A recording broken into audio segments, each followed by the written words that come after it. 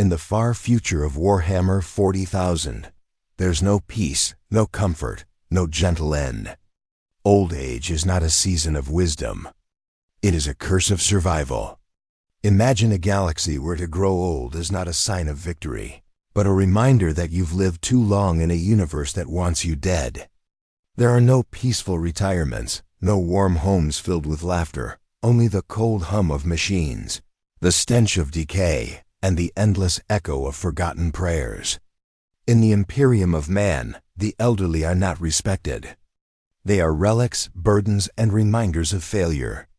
The once strong soldiers of the Astra Militarum rot away in silence, their memories replaced by pain and regret. Hive workers, their spines broken by decades of labor, are discarded like useless tools. Even nobles, protected by wealth and privilege, cannot escape the rot of time, their faces stretched by rejuvenation treatments, their souls hollow and trembling beneath artificial youth. Old age in the 41st millennium is not a soft whisper, it's a scream trapped in metal lungs. It is a slow fading into madness, as faith, body, and hope crumble under the endless weight of duty. There are no sunsets here, only the dim glow of dying stars, and the mechanical breath of those who refuse to die because death itself has become a privilege. Tonight, we are not talking about the glory of battle or the honor of sacrifice. We are diving into something more haunting. The brutal reality of what it means to outlive everything. In the Imperium of Man, honor is spoken of as if it were eternal. Soldiers are told from the moment they take the oath that to serve the Emperor is the greatest glory, and to die for him is the ultimate reward. But what happens to those who do not die in glorious battle? What happens to those who survive? The truth is that survival is not a triumph. It is a slow descent into invisibility. The illusion of honor in aging is one of the cruelest lies whispered through the corridors of the Imperium. Young recruits dream of medals, banners, and the respect of the people. But as the years pass, that glory turns to ash. The same system that praised them forgets them the moment their hands tremble or their aim falters.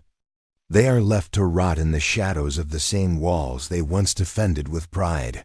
The propaganda of the Imperium paints old age as a mark of loyalty, a testament to endurance, but in reality it is a sentence of neglect.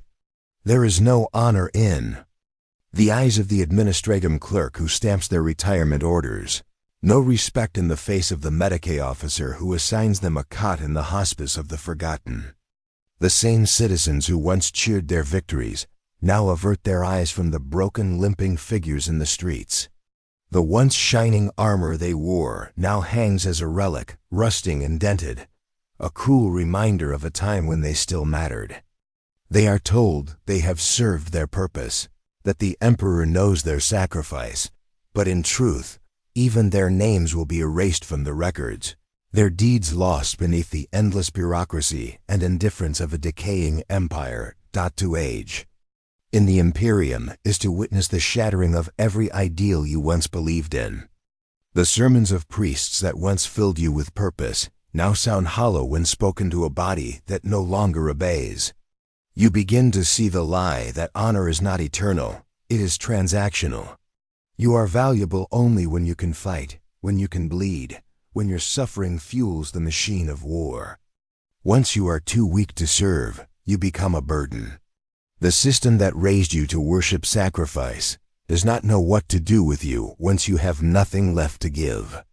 You are no longer a symbol of faith or courage, you are a crack in the image of imperial perfection, something to be hidden away so that others do not lose their zeal.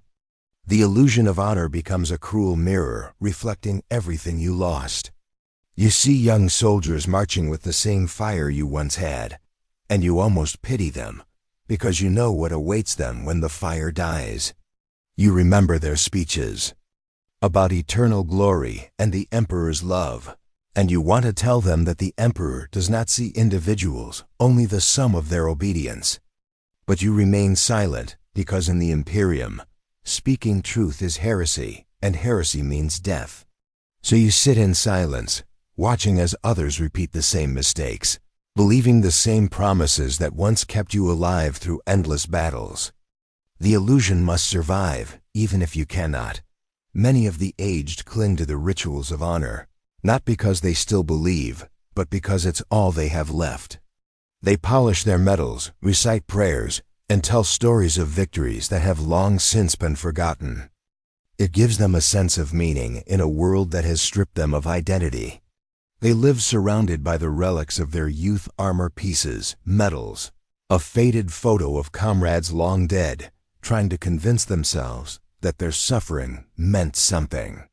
But deep down, they know the truth. Honor was never about them. It was about keeping the machine running, keeping the young inspired and the obedient willing. Their lives were the fuel, their deaths the propaganda. Their old age is simply the ashes left after the fire has burned too long. And yet, even in this desolation, the illusion persists. The ecclesiarchy continues to preach that the emperor's light shines on the faithful, that old age is a gift of his grace. But those who have seen the battlefields of Armageddon, Cadia, or countless unnamed worlds know there is no grace in survival.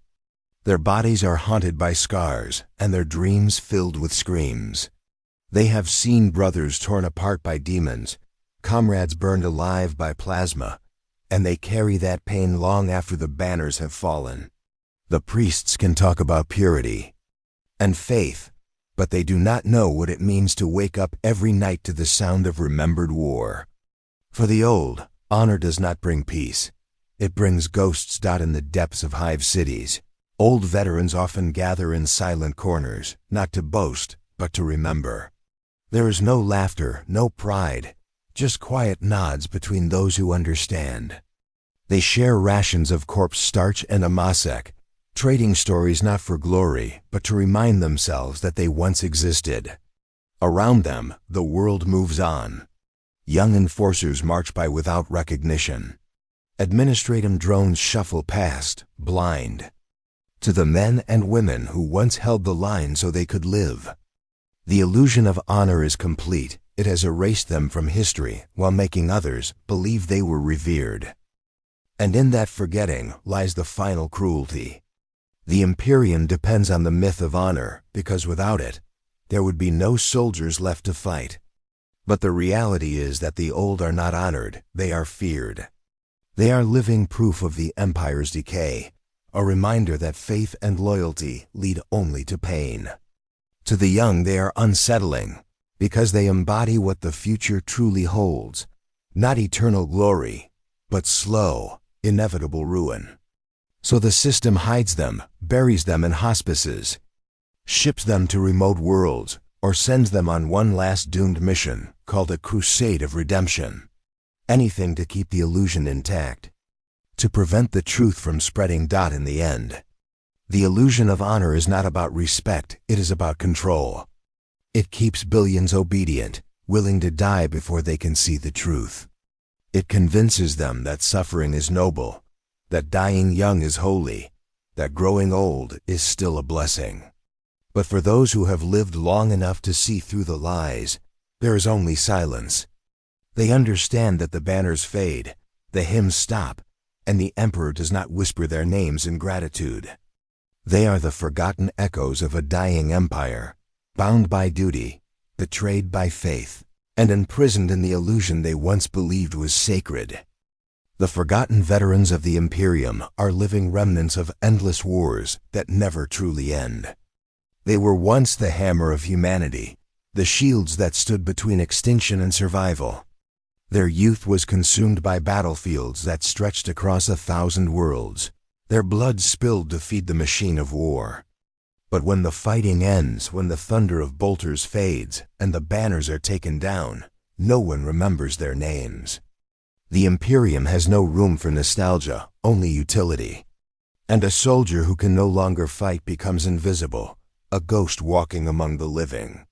They exist in the dark corners of hive cities, in the damp corridors of forgotten hab blocks, or in hospice vaults where the dying are stacked in rows, whispering prayers that no one hears. Their bodies are more machine than flesh now. Limbs replaced with crude augmetics, eyes swapped for flickering lenses, lungs powered by weak servos that hiss with every breath. What was once human is now a collection of spare parts held together by faith and memory. The tech priests call it a blessing of the Omnissiah, but the veterans know better. Each piece of metal is another reminder that they are no longer whole, that the Imperium has taken everything, even their humanity, and left behind a trembling shell. They used to be proud of their bionics, wearing them like badges of honor, proof that they had faced the horrors of the galaxy and survived. But as the years grind on, the machines decay faster than their spirits. The once shining augmetics corrode, their movements stutter, and maintenance becomes a privilege only the wealthy can afford. The flesh rejects the metal, and the veterans rot from the inside, their bodies betraying them one malfunction at a time. The decay is not only physical but spiritual. Faith was once their armor, but time wears even belief thin. They were told that the Emperor watches all, that every sacrifice is seen, every act of courage recorded in his divine memory.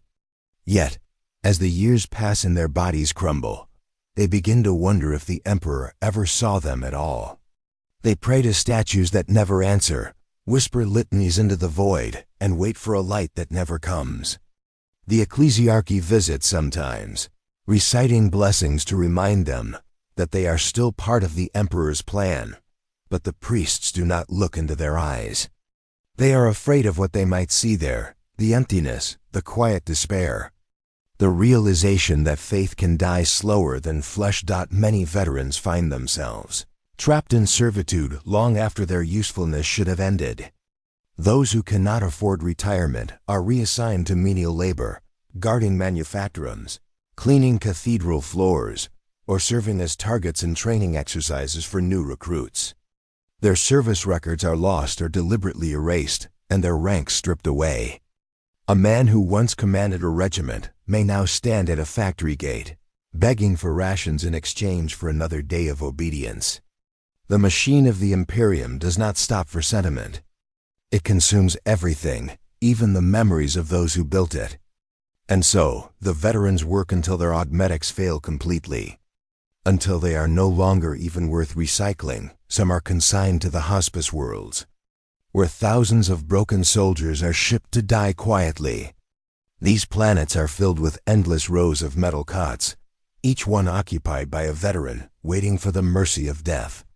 The air is thick with disinfectant and prayers, the kind that have lost all meaning.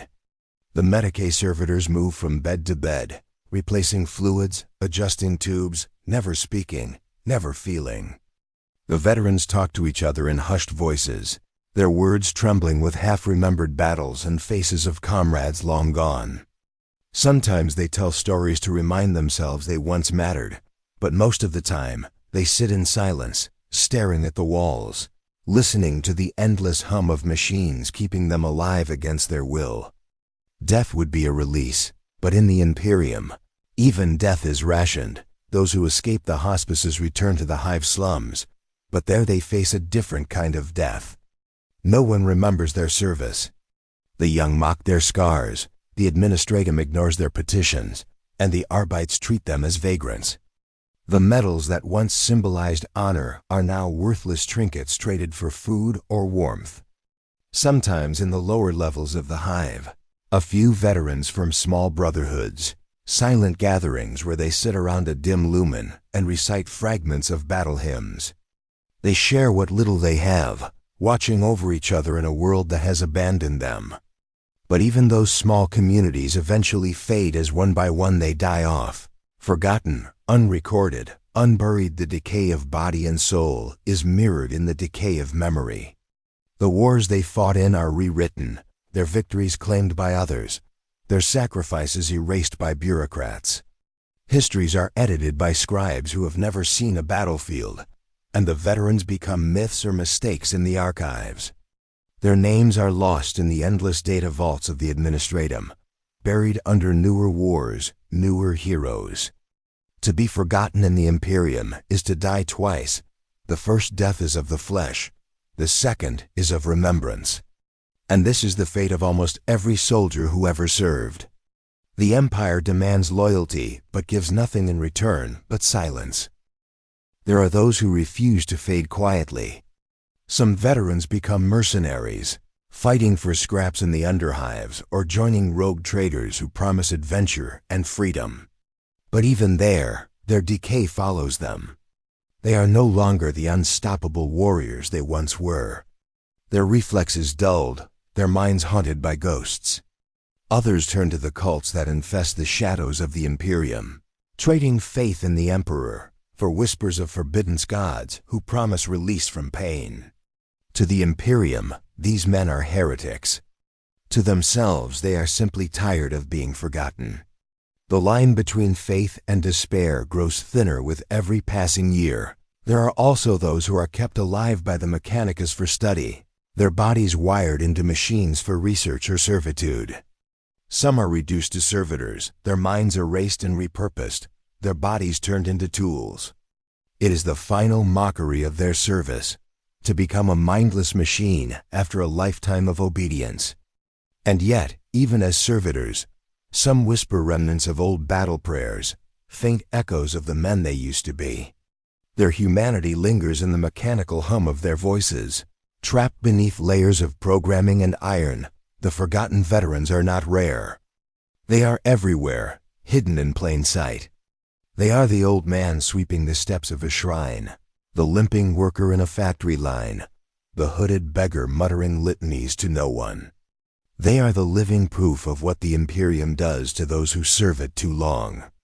The galaxy celebrates heroes only when they die young.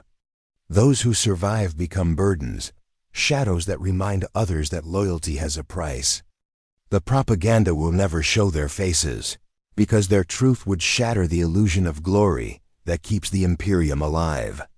The veterans carry not just scars of war, but the unbearable weight of being remembered by no one, sustained only by fragments of faith and the fading memory of what it once meant to be human. In the endless hive cities of the Imperium, the workers who fuel its vast machinery live and die in obscurity. They are born into darkness, breathe poison from their first gasp, and labor until their bodies collapse. For them, there is no concept of retirement or reward. Old age is not an achievement, it is a punishment. Those who grow old in the hive are the ones who have somehow survived the endless shifts, the collapsing platforms, the chemical burns, and the crushing machinery. But survival comes with a cost. Their backs are bent, their skin pale and cracked from toxic air, their eyes sunken and clouded from years of strain. They are called the spent, and in the eyes of the Imperium, they have already served their purpose that every hive worker dreams of ascending even one level higher, of breathing air that does not taste of metal and ash. But for the old, that dream fades long before their bodies give out. They are left behind in the lower levels where the air grows thick and the light barely reaches. The young step over them, rushing to their shifts, pretending not to see the figures curled up in the corners, coughing blood and oil. The administratum's quotas do not allow for weakness. Productivity must never slow. When an old worker can no longer stand, they are replaced by another, their body dragged away by servitors and their name erased from the records. There are no funerals, no prayers, just the sound of machines continuing as if nothing happened. The suffering of hive workers is not seen as tragedy, it is routine. The Imperium thrives on the belief that pain is holy, that endurance is devotion. Every drop of sweat, every scar, every lost limb is declared an offering to the Emperor. The priests tell the workers that their suffering keeps the galaxy alive, that every product they assemble is an act of faith. But as the years drag on, even faith begins to rust. The old whisper among themselves that the Emperor has forgotten them, that no god could demand this much agony from those who have nothing left to give. Yet they keep working, not out of devotion, but because they have no other choice. In the lower levels of the hives, the air itself is a weapon. The vents pump toxins from the manufacturers above, and the old breathe it in until their lungs corrode. Many lose their voices entirely, their throats scarred by chemical dust. They communicate with gestures and faint nods, their hands trembling from exhaustion. The Medicae stations are always full, but treatment is a privilege reserved for those who still have years of work left in them. The old are simply told to endure, to accept their decay as part of the Emperor's will. When they collapse on the line, the servitors collect them, strip their uniforms, and send them to the reclamation pits. The cycle continues, unbroken, unending. For many, old age brings not peace but paranoia. The workers know that once they are no longer useful, they will be reported as inefficient. Supervisors and overseers compete for favor, and every failing worker is a mark against them. So they hide their weakness. They strap broken limbs together with metal wire, bind their ribs, and inject themselves with stims to keep moving. They work through fever and pain because the alternative is disposal. There is no sympathy, no second chance. In the Imperium's endless machine, compassion is inefficiency. Only those who can serve are worth keeping. The others are recycled, sometimes literally. Those who somehow endure to true old age become like living fossils, shuffling shadows among the endless pipes and gears. They remember the days before the current overseer, before the last war, before the most recent collapse. But memory is dangerous in the hives. To remember is to compare, and comparison breeds discontent. The Imperium cannot allow its citizens to think that life was ever different. So the old who speak too much are silenced, sometimes quietly, sometimes publicly. The enforcers call it maintaining order, but everyone knows it's about maintaining obedience. The old know this truth, yet they keep their silence. Their eyes say everything their mouths cannot. They have seen generations rise and fall, all believing they were the first to suffer, never realizing they were only repeating a cycle that has lasted for millennia. The suffering of the hive workers does not end with their labor. When their bodies finally fail, their remains are not buried, but repurposed. The corpse grinders turn their flesh into nutrient paste for the next generation. It is the final insult life, reduced to sustenance for others, even in death. Some workers joke bitterly about it in their final years, saying they will at least be useful one more time. But the laughter is hollow, the kind that hides fear. No one wants to admit that in the Imperium, death is not an escape. It is just another part of the production cycle. The old speak of moments when they remember sunlight, though most have never seen it. They dream of wide open skies, of wind that doesn't taste like ash, of silence free from the hum of machinery. But dreams are dangerous in the hives. They distract from work. The priests preach that dreaming of better worlds is heresy, that the Emperor placed every man and woman exactly where they belong. So the old learn to stop dreaming. They let go of hope, because hope is a burden that only the young can afford. In its place comes a numb acceptance, a quiet surrender to the noise, the filth, and the endless motion of the machine will never stop. Sometimes, deep in the maintenance tunnels, small groups of the old gather after their shifts. They share what little food they have, warming their hands over flickering exhaust vents. They talk in whispers, telling stories that sound like myths. They speak of comrades who vanished, of machines that seem to move on their own, of strange lights in the vents. These stories give them something to hold on to, even if they don't believe them. The stories are all they have left that belongs to them. In a world that strips them of everything, names, strength, dignity, stories are their rebellion, their faint spark of humanity that refuses to be extinguished. But the hive does not tolerate gatherings. The overseers send patrols to break them up, calling them idlers or dissidents. Some of the old are taken away for questioning and never return. The others go back to their stations the next day, eyes lowered, hands trembling, pretending nothing happened. The cycle repeats, endlessly. Pain becomes routine, despair becomes duty, and the old become part of the background noise, the faint sound of coughing and rattling breath beneath the roar of industry. The young grow up hearing that sound and never question it. It is simply part of the hive, like the hum of generators or the grinding of gears. For the old, there is no escape, no salvation, no moment of peace. They are trapped in a world that values only output, not existence. The Imperium's priests may call their suffering sacred. The overseers may call it efficiency. But the truth is far simpler. It is indifference. The hive does not hate them, because hatred requires recognition. It simply doesn't see them at all. They fade into the machinery, their lives ground into the dust that coats the walls. And in the darkness of those endless corridors, as the machines roar and the lights flicker, the last sound that escapes their lips is not a prayer, but a whisper of exhaustion that no one will ever hear. In the shining spires of the Imperium, high above the suffocating hives and the blood-soaked battlefields, the noble elite live in towers of marble and gold. Their halls are lined with banners, their faces illuminated by the glow of sacred relics and rejuvenation vats. To the common citizens below, they appear immortal, untouchable, chosen by the Emperor himself. But beneath the polished surface of their eternal youth lies a horror just as profound as the suffering of the lower classes. The nobles have achieved what others dream of. They have conquered time. Yet, in doing so, they have become prisoners of their own vanity. Their immortality is not a blessing of the divine, but a slow, rotting curse that eats away at everything human within them. The process of rejuvenation is worshipped as a miracle. But it is nothing more than another lie wrapped in faith. The nobles pay with fortunes for the treatments that stretch their lives far beyond their natural span.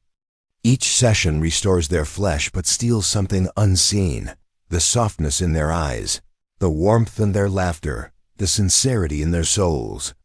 After centuries of rejuvenation, their faces remain smooth, but their hearts turn hollow. They forget what it means to age, to feel time's gentle erosion, to value a moment, because it might be the last. Every wrinkle that should have told a story is erased. Every scar that should have been a lesson is removed. In chasing eternal beauty, they have become perfect statues, flawless, cold, and empty. Their minds, however, do not escape the weight of years. Memory becomes a burden. They remember too much, the betrayals, the ambitions, the endless political games. The same faces appear again and again, wearing new masks, speaking the same lies.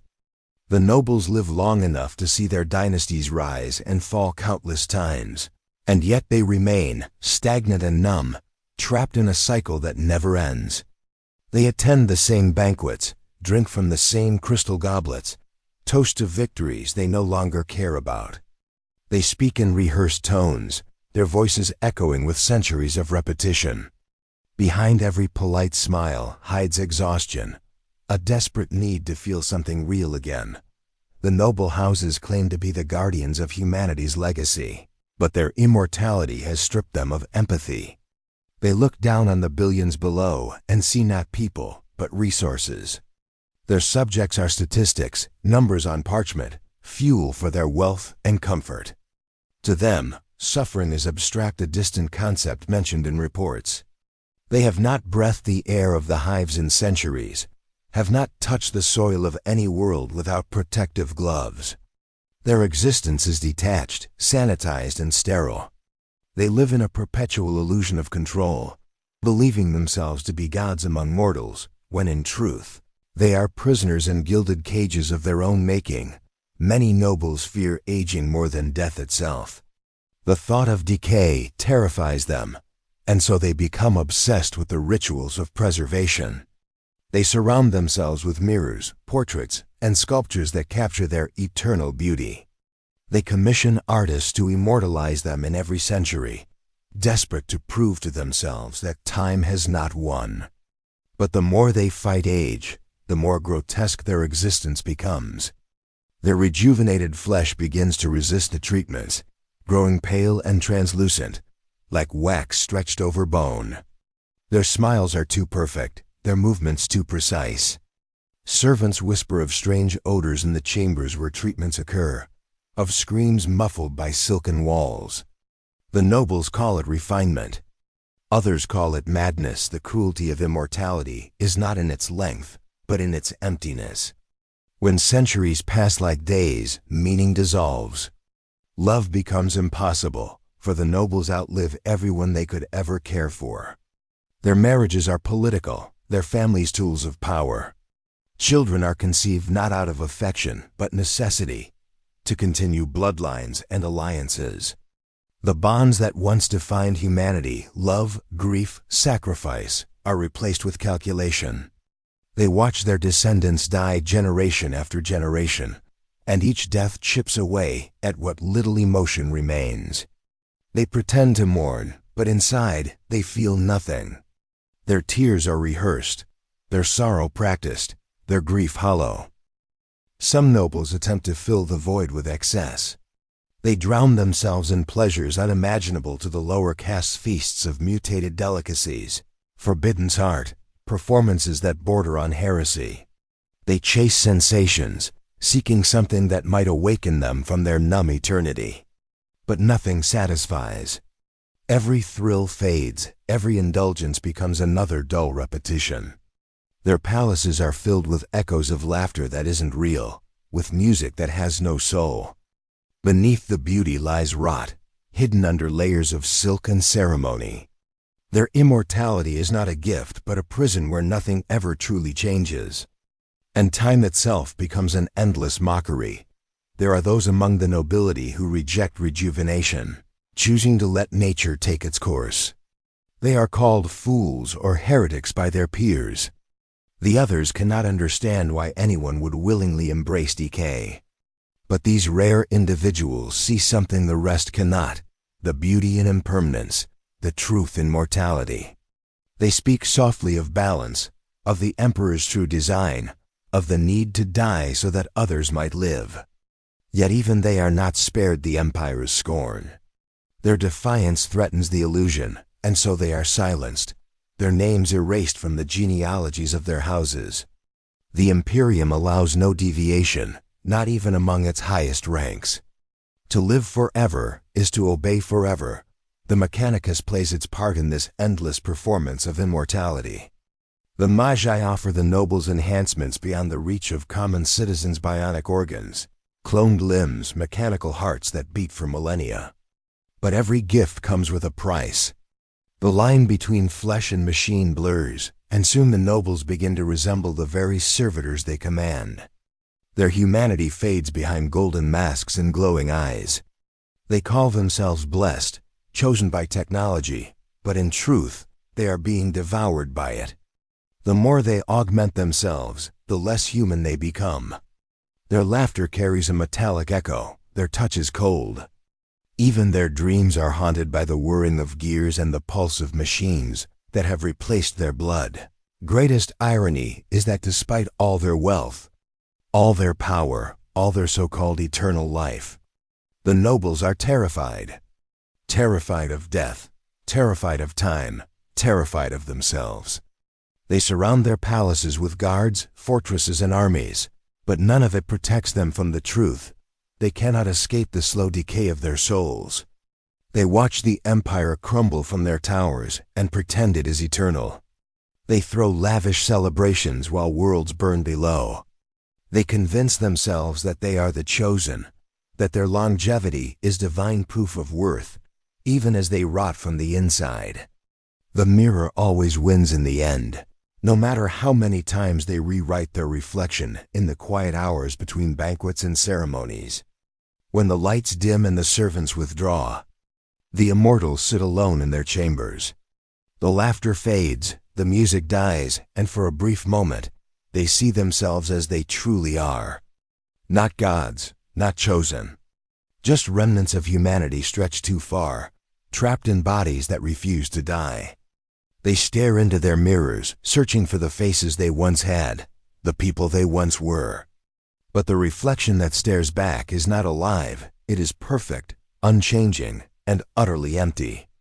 The price of eternal life in the Imperium is not freedom from death, but freedom from meaning, from feeling, from everything that once made them human. Faith in the Imperium is said to be eternal, unbreakable, a force stronger than any weapon forged by man. It is the faith that binds a billion worlds together, the belief that the Emperor watches over all, and that every act of service, every drop of blood shed, has meaning under his divine gaze.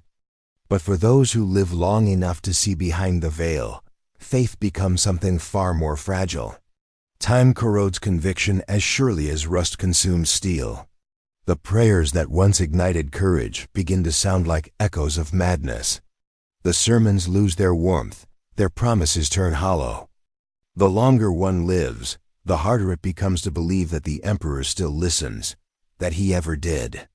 In the far corners of the Imperium, among its aged soldiers, priests, and citizens, the loss of faith spreads quietly like a sickness that no one dares to name. For the young, faith is fire. It burns bright, it blinds, it gives purpose.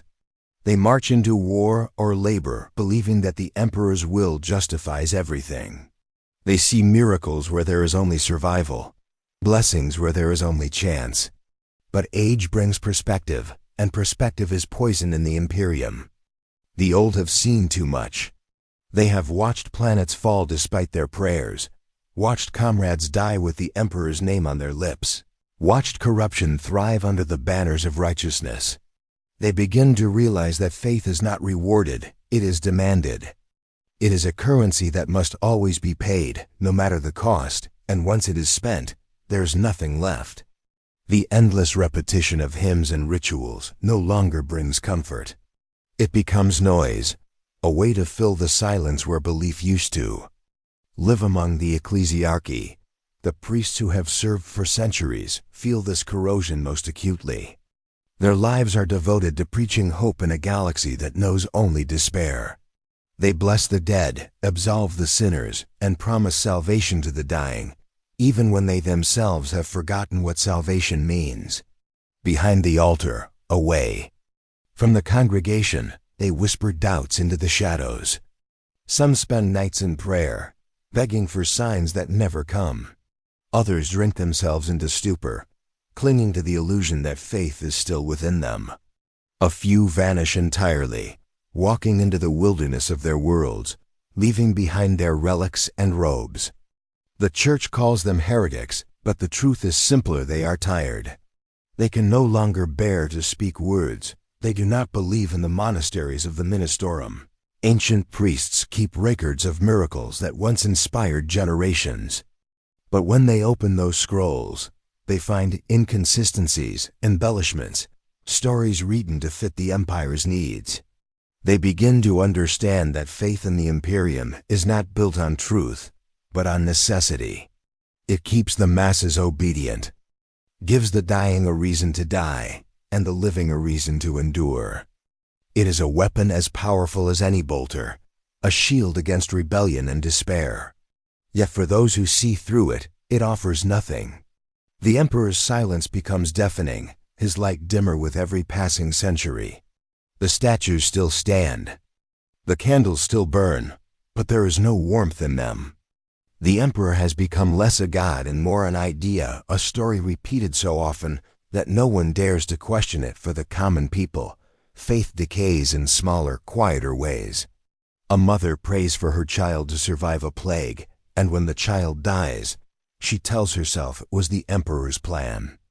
A soldier prays before battle and returns alone, his regiment annihilated. Yet he convinces himself their sacrifice was holy. But over time, such lies become harder to believe. The old learn that faith does not protect them from suffering. It only teaches them to accept it. They stop attending sermons, not out of defiance, but exhaustion. They still whisper the Emperor's name, but not in reverence and habit.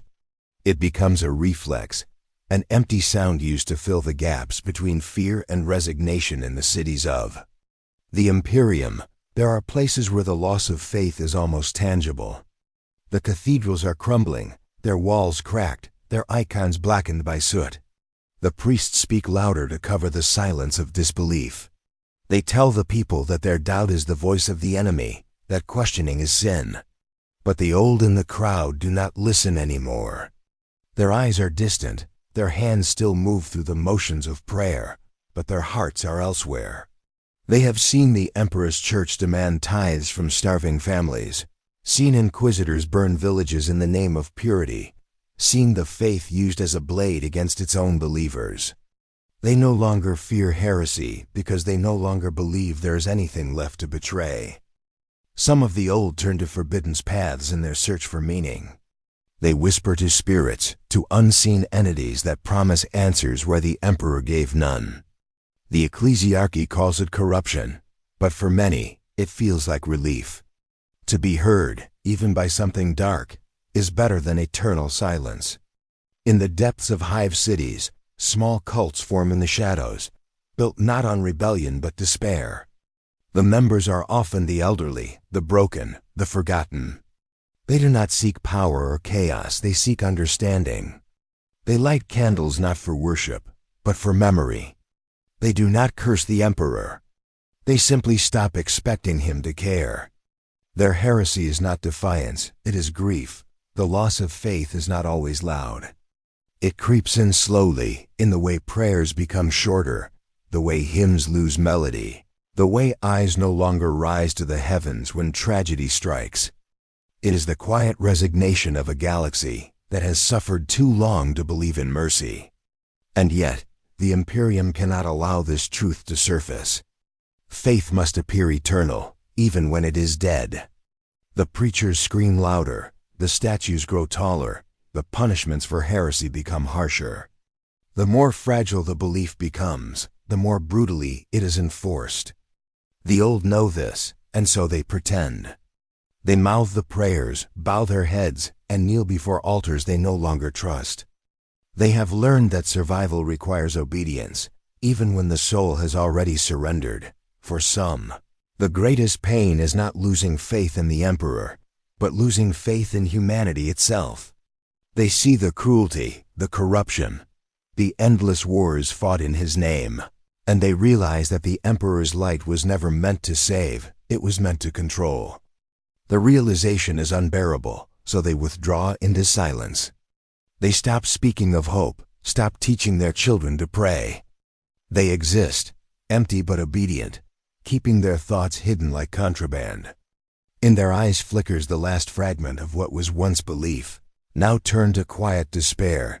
The few who still cling to faith do so out of fear, not devotion. They believe because they cannot face the void that comes without belief.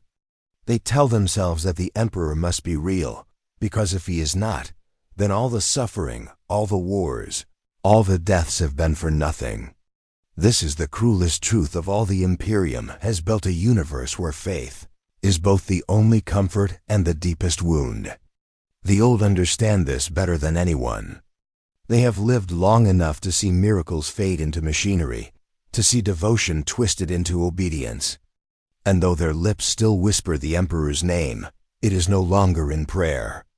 It is in mourning for the faith that once gave their lives meaning, and has now become just another shadow in the endless dark.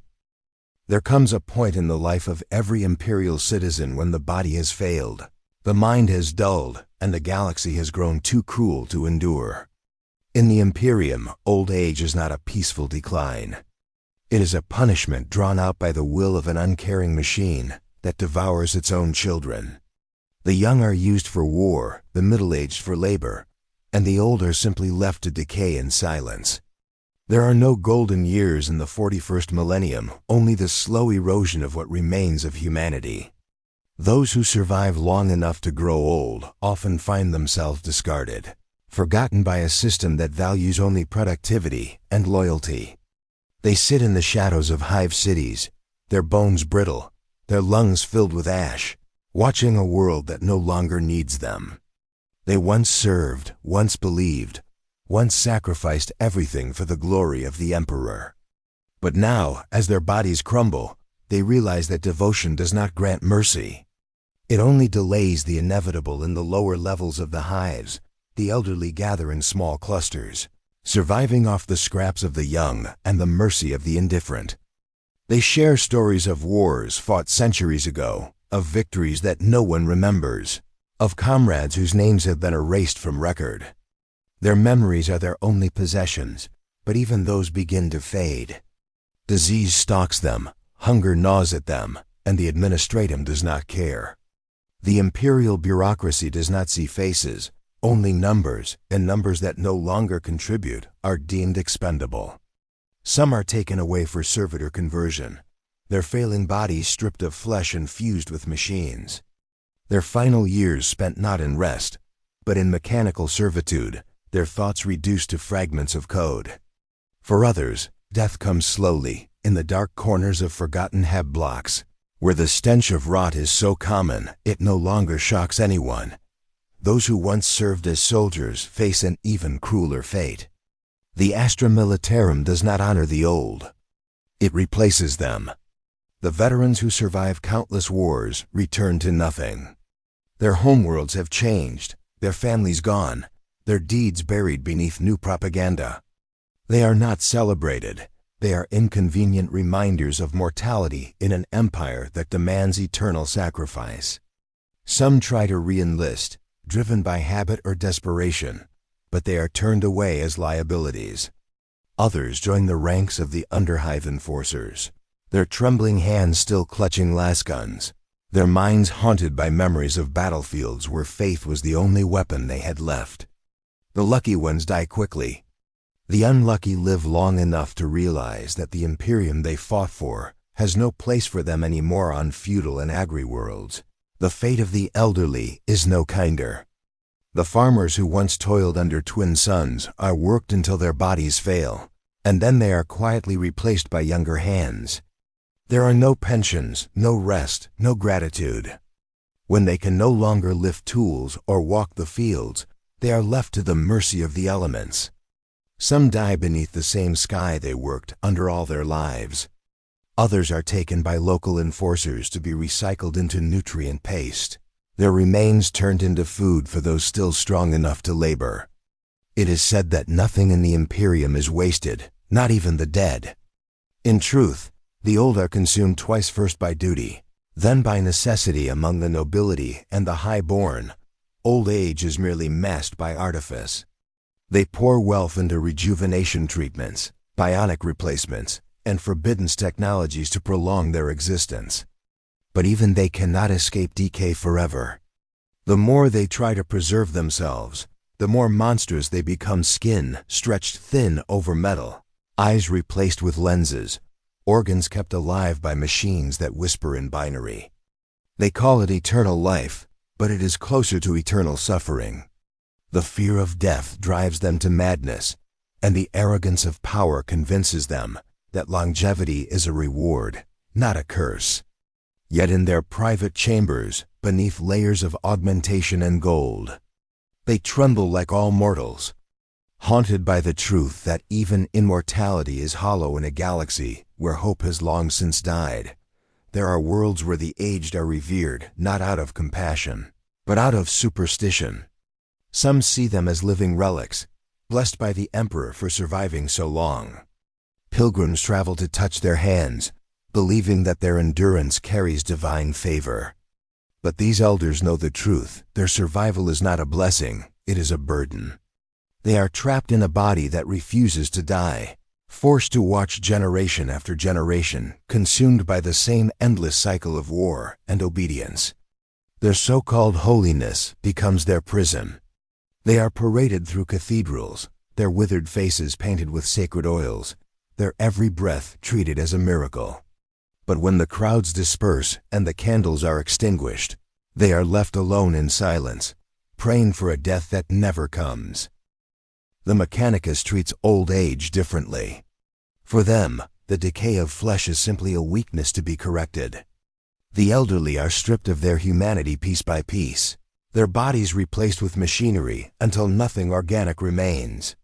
Some welcome this transformation, seeing it as ascension, freedom from pain and frailty. But even the machine cannot escape entropy. The metal corrodes, the circuits fail, and the mind fragments under the weight of centuries. They call it immortality through steel, yet the spark of life that once made them human fades into static. The Omnissiah demands obedience, not peace. And the old tech priests serve until their last cog stops turning, their consciousness absorbed into the endless data stream of the mechanicum, their individuality erased in the Schola Progenium and the monasteries of the ecclesiarchy. Old tutors and confessors linger like ghosts.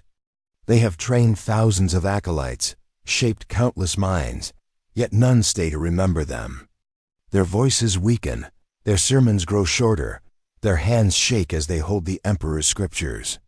They once believed they were preparing the next generation for glory. Now they realize they were only perpetuating the same unending suffering. Some begin to question whether their teachings ever mattered, whether faith was ever truly heard. But questioning is heresy, and heresy leads to execution. So they remain silent, living relics of a belief system that demands their devotion, but denies them dignity. When they finally die, their names are recorded once, then forgotten on many imperial worlds. There are whispered tales of the silent fields, places where the old are taken to await death. These are not hospitals or sanctuaries, but graveyards of the living.